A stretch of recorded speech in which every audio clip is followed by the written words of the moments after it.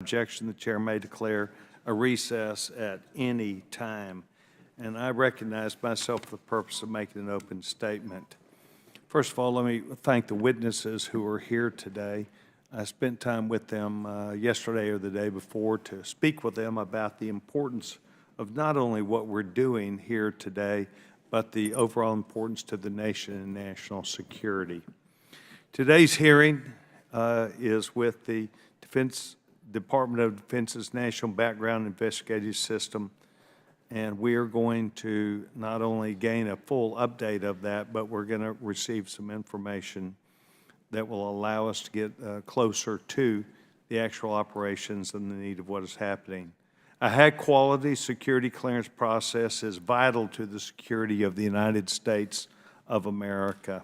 And as we've seen over the years, when sensitive information gets into wrong hands, the result is far-reaching, compromising both the safety of the country as well as the lives of the citizens. So today's discussion is a very important one. In 2015, the Office of Personnel Management, OPM, announced that it had suffered a significant cyber attack, one that exposed the personnel information of over 1 million people. In fact, over 21 million people who completed forms for security clearance investigations had submitted fingerprints, had their personal information stolen by hackers. The massive breach led to the security clearance process shifting from where it was at OPM to the Department of Defense, where it currently resides. However, we know that what happened there is that DOD was taking on an issue that was flawed and had to start from the beginning. They had to start with reforming the federal personnel vetting system and also the mechanics behind that. Hopefully today's hearing will help us understand not just why, but how we can further our confidence that they are headed the right way. DOD now conducts 95% of all background investigations for over 100 agencies, most of the personnel vetting for the entire federal workforce. In 2016, DOD, through its Defense Counterintelligence and Security Agency, or DCSA, began crafting the idea of a new, innovative personnel vetting information technology system.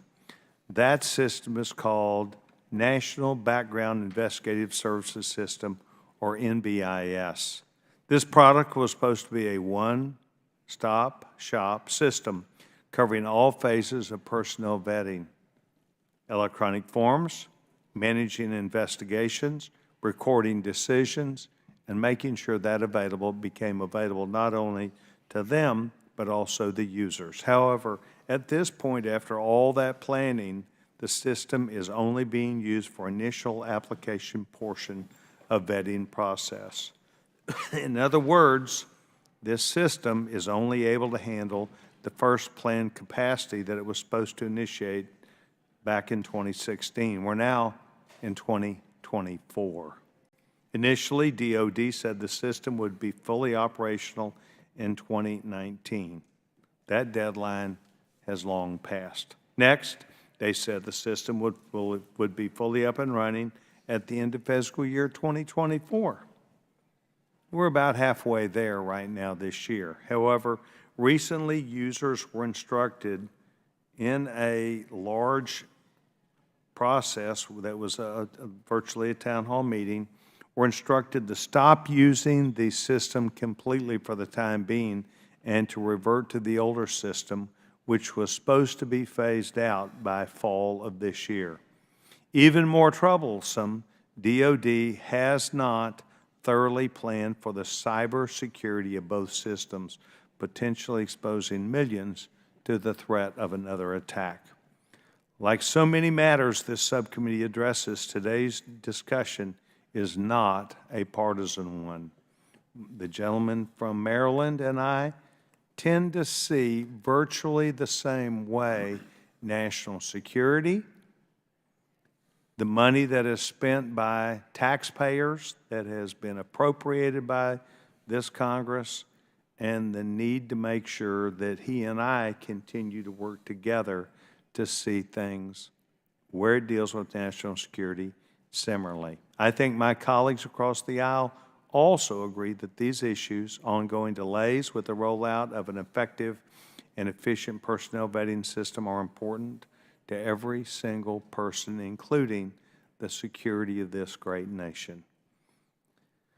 So I think that we'll all agree that today's discussion is not a bureaucratic formality, but a necessity. We must work together, and this is an issue that I discussed with both of our witnesses yesterday. By the way, we took pictures a minute ago. One noted, well, I wonder what the after-meeting picture will look like. So the before meeting picture was most professional. I will tell you, so will the after, because you will be dealt with professionally in this subcommittee, not just by members on my side, but also members on Mr. Mfume's side. So today we're pleased to hear from David Cattler, the Director of the Defense Counterintelligence and Security Agency, and Alyssa Sis, Director of the Defense Capabilities and Management from the GAO, Government Accountability Office. I look forward to working with each one of you today. And our work is not done today, but today is an update, and I want to thank each of you. And I'd like to yield such time as the distinguished gentleman from Maryland would choose. Gentleman, Mr. Mfume is recognized. Thank you very much, Mr. Chairman, and I clearly echo your comments with respect to the way this committee has operated in this last Congress. Both you and I try to find a common path, and where we disagree or diverge, we recognize that we retain that right, but the decorum of the committee, the purpose of the committee, the findings of the committee, and the oversight of the committee is something we absolutely and totally agree upon. So I am happy to be here at this particular point for this hearing, which, as you said, means a lot to all of us. And when it comes to national security, we try as best we can to speak with one voice. This subcommittee, Mr. Chairman, has been focused laser-like on ensuring that our federal government effectively executes the essential services and the essential functions that our national security demands, while safeguarding at the same time all of the American interests against all of the possible threats. As our nation faces malign actors, we need a talented, very reliable, and trustworthy federal workforce, now actually more than ever before, to protect our fragile democracy.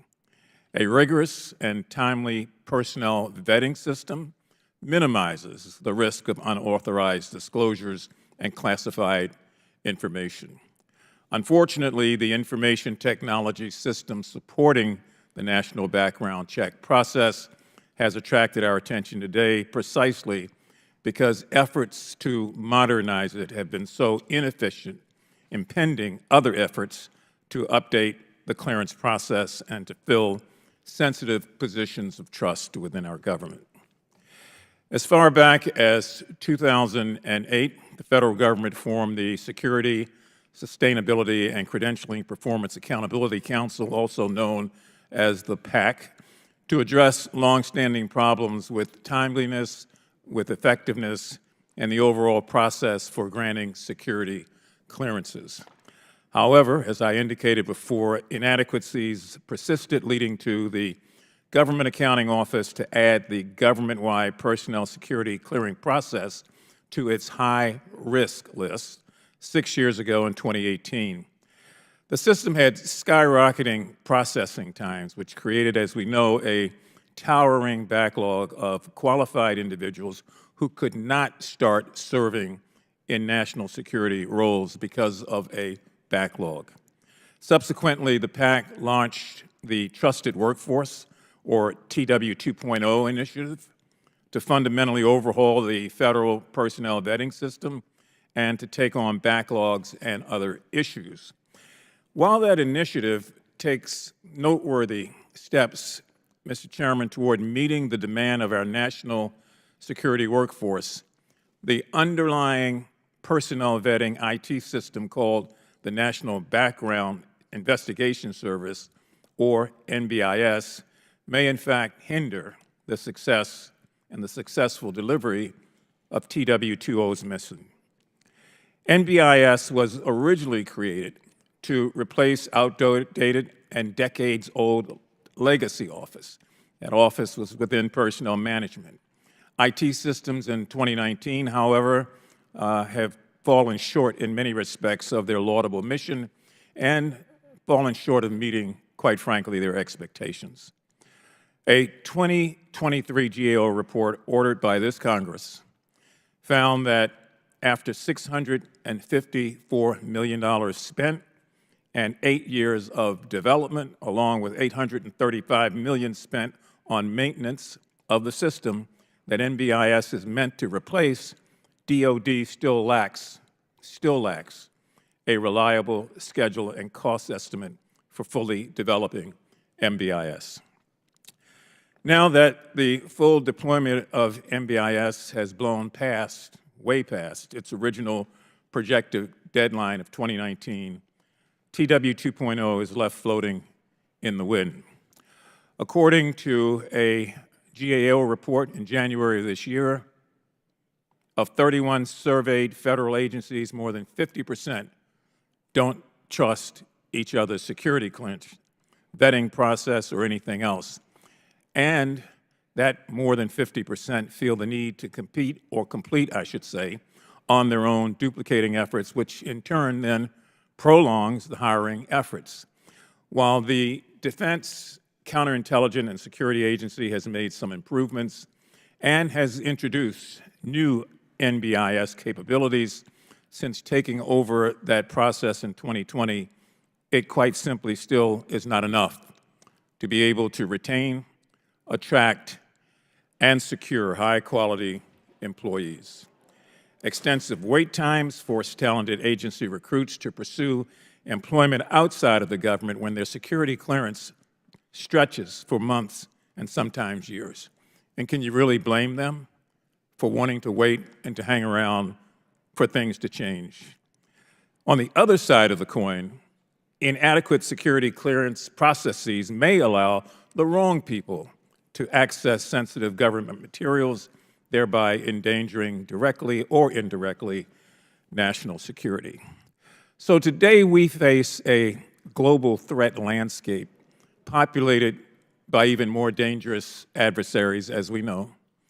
The bottom line is that our government security clearance process cannot keep up with the challenges we face at home and abroad if we do not address shortcomings within basic IT systems. So I want to thank our two witnesses for participating in today's hearing. Like you, Mr. Chairman, I look forward to learning more about how DOD plans to remedy this issue and how we, as members of this subcommittee, can collaborate on efforts needed to put the NBIS project back on track. And with that, Mr. Chairman, I yield back the balance of my time. Distinguished gentleman yields back his time. I really want to thank both of our witnesses who are here today. Both of them spent a great deal of time with me and the staff yesterday or the day before as we spoke about their preparation, our expectations of performance, and the things that they would be doing. And I think you capsulized the need very well, and I want to thank the gentleman. So I'm pleased to welcome our two witnesses. Mr. Cattler serves as Director of the Defense Counterintelligence and Security Agency. In this role, he was selected because of his demonstrated not just background, but his commitment to the national defense and national security of this great nation, and I believe he was chosen properly. Mr. Cattler is responsible for leading the efforts to protect America's trusted workforce, trusted workspaces, and classified information, and I want to thank him for being here.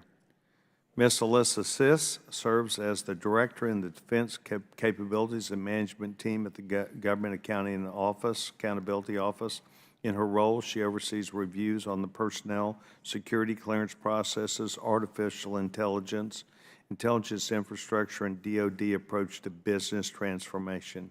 Let me say this, I was impressed with her depth of knowledge, her ability to effectively communicate, and to share that information so that others, including Mr. Cattler, would know what he is getting into. Thank you, each of you, for joining us today. I would now like to ask both of you to stand and rise. So pursuant to Committee Rule 9G, the witnesses will please stand and raise their right hand. Do you solemnly swear or affirm that the testimony you're about to give is the truth, the whole truth, and nothing but the truth, so help you, God? Let the record reflect that both the witnesses answer the affirmative. I want to thank both of you and ask that you take your seat. We appreciate you being here today. Let me remind the witnesses that we have read your testimony, attempted to be prepared for you, and it will appear in full in the committee hearing record. As I told both of you when we spoke, while we have oral statements of 5 minutes, I'm going to be, as I always am, lax on that and want you to take the time to get things done on your oral presentation, notwithstanding that may change a bit as we get into questions and answers. I need you to make sure that you're passing the information to this committee and did not believe it could be effectively done in 5 minutes. So the distinguished gentleman will have to put up with my review of that, but I'd like for us to learn what they have to say, and I'm delighted that they're here. Just to remind you, please press the button on the microphone in front of you so that it's on and all members can hear you when you speak. The light in front of you will also turn red and green, and I think you'll figure out the rest of it. I now would like to acknowledge and welcome the distinguished Director Kettler for his opening statement. This gentleman is now recognized. Thank you, Chairman Sessions, Ranking Member Mfume, and distinguished members of the committee. I'm truly honored and grateful for the privilege to testify before you today. I thank you for the urgency and for the attention you're giving to the Trusted Workforce 2.0 policy initiatives and to the National Background Investigation Services, or NBIS, program. I will act with the same urgency to ensure that DCSA is responsible and accountable in both what we say and what we deliver. I appreciate this opportunity as well to testify with Ms. Sizz at this hearing. The Government Accountability Office has conducted several reviews of the NBIS program between both 2021 and 2023, including a recent report on cybersecurity that was published last week and another report assessing technical controls for background investigation systems that will be published later this year in 2024. The GAO identified areas where DCSA and the Department of Defense needed to improve. Even before I became DCSA's director 93 days ago, I closely studied these reports and noted GAO's concerns. These recommendations do guide my focus and my direction as the director of DCSA. I have directed that we renew our focus on these recommendations and that we close the action items presented within them as soon as we can. This includes the recommendations from GAO's cybersecurity report even before it was completed. In early May, after only about a month as director, I hosted Ms. Sizz and several of her colleagues to understand GAO's methodology and analysis, to determine any additional concerns they might have beyond those described in their reports, and frankly, to understand how my agency interacted with GAO. I'm committed to building a culture of accountability at DCSA that was lacking in the program. Simply and directly, the delay in fielding NBIS is unacceptable to everyone. Oversight from GAO and Congress are important parts of this ecosystem of accountability. As we move forward, we will be guided by what is in the best interest of national security and what is in the best interest of the taxpayer. DCSA is the largest security agency in the federal government. Its purpose is to provide integrated security services that protect America's trusted workforce and cleared workspaces. We perform 5 primary missions for the Department of Defense and the broader federal government: personnel security, industrial security, counterintelligence and insider threat, and security training. I'm here today before you to focus on our personnel security mission. DCSA is the federal government's largest investigative services provider, providing vetting services for 95% of the federal government. Last year, DCSA's personnel security mission conducted 2.7 million investigations, or 10,700 investigations per day. We delivered 668,000 adjudicative decisions based on those investigations, and we performed the continuous vetting of over 3.8 million people in the trusted workforce. DCSA is also the primary implementer of the Trusted Workforce 2.0, or TW 2.0 program, which is a personnel vetting reform initiative the White House's Performance Accountability Council, or PAC, launched after the OPM breach in 2016. The NBIS program supports the TW 2.0 reform effort as a federal IT system for end-to-end personnel vetting. When complete, NBIS will deliver robust data security, enhance customer experience, and integrate data access across the whole of government and cleared industry. Some efforts implementing Trusted Workforce 2.0 are going well, but we have faced challenges delivering NBIS to meet the expected timelines for Trusted Workforce 2.0 implementation. TW 2.0 sets an ambitious vision to change the personnel vetting operating model for the federal government, with the goal to detect and mitigate workforce risks and to expedite the entry of new employees into the federal workforce.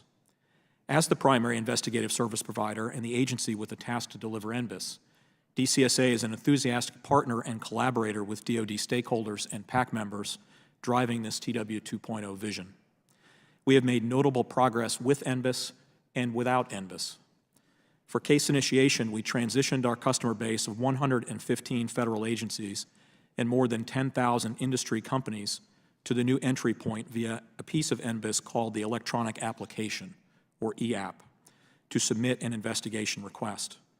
The EAP interface automates key aspects of the process and streamlines the submission process for the user. And I'm proud to give the update now that the EAP system is fully operational again effective today and restored fully as the front end for all users. Our continuous vetting services to replace periodic reviews are driving down risk as well in the trusted workforce. Our CV services are being used across the Department of Defense and more than 90 non-DOD entities, with more than 3.8 million personnel enrolled. The program is preparing to expand to a wider federal population this summer. Also, rapid reciprocity decisions increase workforce mobility within and into the Department of Defense. Reciprocity timeliness remains at all-day lows for transfers into the DOD. In 2020, reciprocity transfers took 65 days. I'm proud to say we are now down to only 1 to 3 days today. While we recognize that IT modernization is hard, and in the past, we recognize that IT modernization is hard, and in the past, the NBIS program also made some decisions that made that process harder for ourselves and for the user community. As a result, NBIS faced a series of problems. In addition to the issues raised by the GAO, we found from further internal analysis and other DOD assessments of the NBIS program other key problems across a variety of aspects, including oversight, software development. Sorry, I'm missing a page. Apologies, Mr. Chairman and Ranking Member. We feel an urgency to move quickly because we are behind the expected delivery schedule and because the nation needs NBIS to support the personnel vetting mission. However, we also need to move forward at a responsible pace to ensure that we understand the problems and are addressing them. With the help of our partners in the Department and the GAO, we developed a recovery plan to fix these problems, including NBIS's cost, its delivery schedule, and its overall performance. An outcome of the recovery plan is an initial 18-month capability roadmap for NBIS development. This roadmap was developed with our oversight agencies and other stakeholders. It addresses TW 2.0 technical requirements and secures resource alignment across the DOD. We have multiple cross-agency teams working daily preparing to meet the milestones in this roadmap, engaging with oversight for approval, and with our customers as we move forward with improvements. To be clear, NBIS development will extend beyond the next 18 months, but I'm confident with this path forward to reset the program. By the end of June, DCSA, working with our oversight partners in DOD, is staffing for signature the following documents: an updated capability needs statement and user agreement, requirements governance charter and related process document, and a program capability roadmap for digital transformation that will be vetted with all critical stakeholders. These documents will provide clarity on program requirements to inform the NBIS capability roadmap and an updated lifecycle cost estimate for the program. DCSA has also onboarded new leadership to implement the roadmap coming out of this recovery period. We have not just myself, but also a new NBIS program manager and a new program executive officer for my agency. The NBIS program leadership have a plan in place to restructure and upskill the team to add technical, agile, and acquisition expertise and skills. The NBIS program leadership also has evaluated and aligned a disciplined contracting strategy to support the way forward. By the beginning of October, we will have an updated independent cost estimate to assist with a reliable funding profile to both stabilize and sustain the program. We will continue to engage with customers and partners to ensure that their feedback is incorporated into the design and the configuration of capability development and configuration management as we implement this new capability roadmap. And to aid my strategic guidance and to ensure internal accountability, I have also directed my agency's Inspector General to audit the NBIS program. The DCSA IG will collect all historical documentation to support this assessment with a specific focus on the fiscal years between 2021 and 2024, when my agency took direct responsibility. I will ensure he has the full cooperation of the DCSA workforce and full access to all DCSA records to conduct his investigation. Taken together, this will improve our visibility of the program, allow us to craft lessons learned, and to further enable us to achieve our goals to deliver NBIS. So to conclude, DCSA will move forward with a program that instills confidence, a program that delivers capabilities to uphold this mission without fail. We've embraced collaboration with our oversight partners, the GAO, DOD, PAC members, the mission owners, and I'd add Congress as well.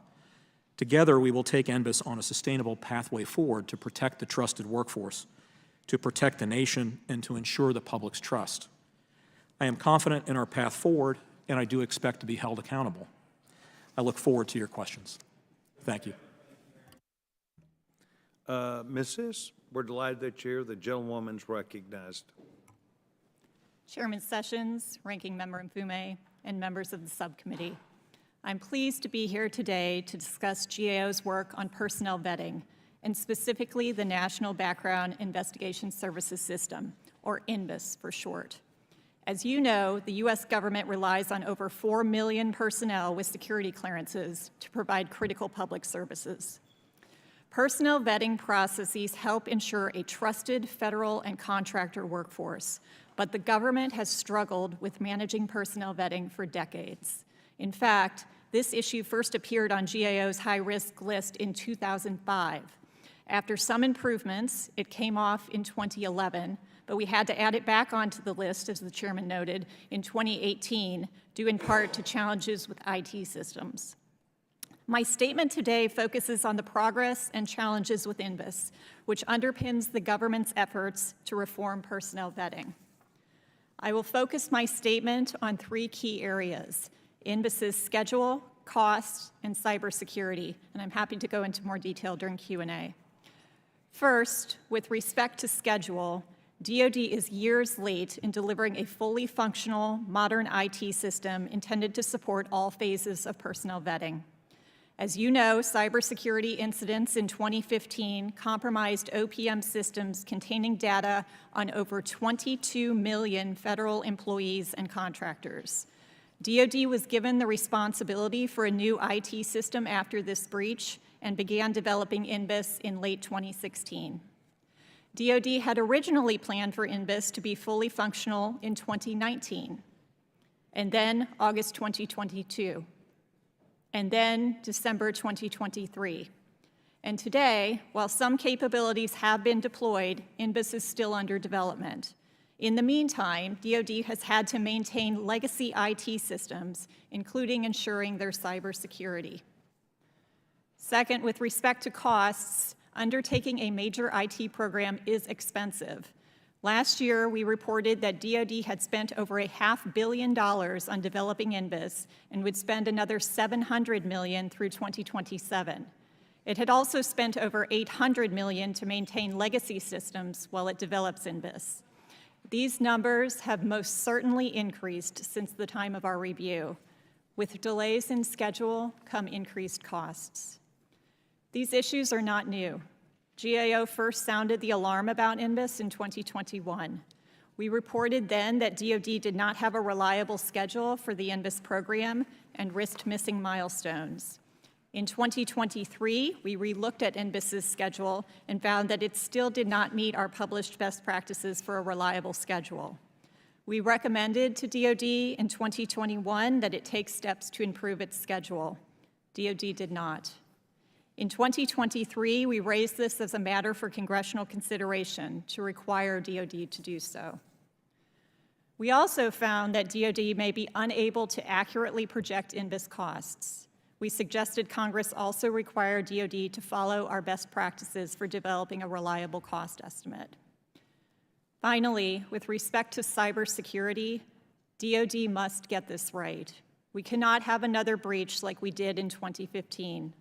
Until NBIS is fully functional, DOD must ensure the cybersecurity of both the new systems it's developing as well as the legacy systems. In a report we released last week, we made 13 recommendations to DOD to enhance cybersecurity of these systems. However, not all is without hope. The government's personnel vetting reform effort, called Trusted Workforce 2.0, has the potential to significantly improve security clearances by offering continuous vetting instead of conducting investigations on employees once every several years. NBIS is the linchpin to this reform effort. While DOD was not always listening, we are encouraged with the recent leadership changes, particularly at the Defense Counterintelligence and Security Agency, which manages NBIS. As DOD gets NBIS back on track, I can't emphasize enough that it needs to embrace key program management principles, like having a reliable schedule and cost estimate. Without these, the program will continue to suffer setbacks. In summary, NBIS simply cannot fail.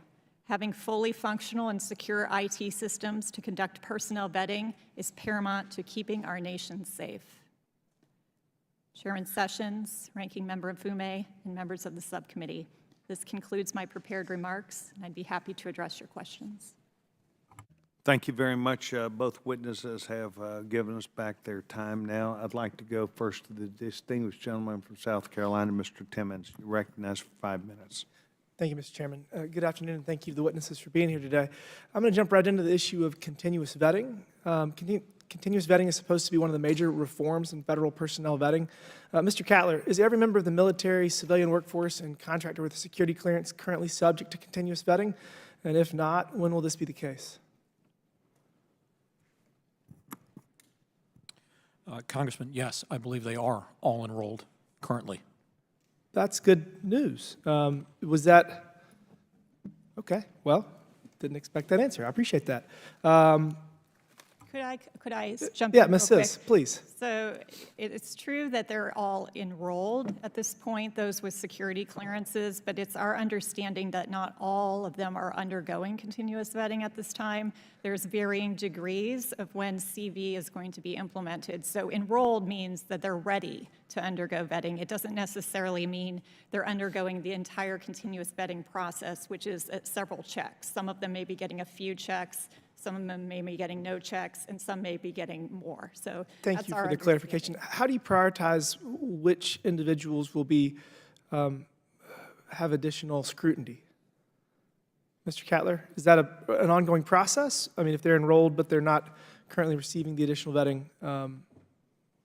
Yes, sir. That is both, we're doing it and it is an ongoing process. And we take a look at how long they have been cleared for. We also take a look at the nature of the positions that they're in when we do that prioritization. Okay, thank you. The track record of the NBIS system raises concerns about what exactly has been going on at DCSA since it was formed. Mr. Cattler, what kind of review are you planning with respect to personnel vetting, and how can we be sure that no bad actors have gotten through the cracks in past years? Well, Congressman, I think I'd answer you in two main ways. One is, again, I'm on day 93 in the job, and I've asked for a zero-based review. I had begun that even before I interviewed for the job, and then certainly in the time I've been in. Take a look at what our business processes are and how we're structured. And this is in part why I also said in my statement for the record that we did identify a number of leadership issues about internal accountability, compliance with internal controls, for example, reliability of data that was reported up about status of the program. But the other thing we do is a tremendous amount of quality control checks on the cases that we do reviews on. We're adjudicating essentially for suitability. Further decisions that are then taken by the operational partners, the agencies that use our adjudications, to determine who should actually have access to certain material. And so we take a look at, are we accurate and complete? But we then also have to work with other partners to determine when we've had someone, let's say, that's gone bad, simply, what was the cause? Did we miss something? Was their behavior different? What changed over time to have that break in trust? And while we're going to be asking questions that will address shortcomings, I do want to say that I'm probably the only person up here that has gone through a security clearance review in the last year and a half. So I will say it was extremely professional. It took a little longer than I would have thought, but they did a very thorough job, and I felt like they did a very good job. I also want to talk briefly about the cost associated with the Trusted Workforce 2.0. This program was initiated in 2018 and was aimed to, quote, better support agencies' missions by reducing the time required to bring new hires on board, enable mobility of the federal workforce, and improving insight into workforce behaviors. However, as made clear by the testimony today, that's not necessarily the case. It's been 6 years since the launch of the program, and yet we've seen no necessarily positive results. The security clearance system is still extremely backlogged, and as already mentioned, dangerous individuals continue to slip through the cracks. We have to do more. DOD is responsible for the costs associated with the development and continued maintenance of the NBIS system. Between 2017 and 2022, DOD spent approximately $654 million on the development of that system. We're $35 trillion in debt, and we had $1 trillion in debt every 100 days. So, I mean, that seems like an enormous amount of money for a program that it just seems like it's more than we necessarily should need to spend on this. I'd like to hear from both witnesses what their estimates are of how long it takes from the time an agency sponsors somebody for a clearance to the time they get a clearance. Mr. Cattler? Thank you, Congressman, for both parts of the question. First, let me say on the money and the time here, I completely agree with you. It's unacceptable how we've gotten to where we are, and we need to turn this thing around. I'm trying to move deliberately, not overly slowly, because I think I share the same sense of urgency that you're communicating. We're 8.5 years into a 3-year program. We spent $1.345 billion on a $700 million program that was begun in 2016. That's why I also have a sense of urgency. But at the same time, I recognize that we've got to catch our breath and make sure we get it straight before we move forward. That's why we just did this 90-day review and why we're laying out this better 18-month roadmap that all the stakeholders have contributed to and will agree on. On performance, if I track the fastest 90% of cases, if I take a Tier 3 security clearance or secret, it now takes 92 days. And a Tier 5 or a top secret clearance takes 188 days.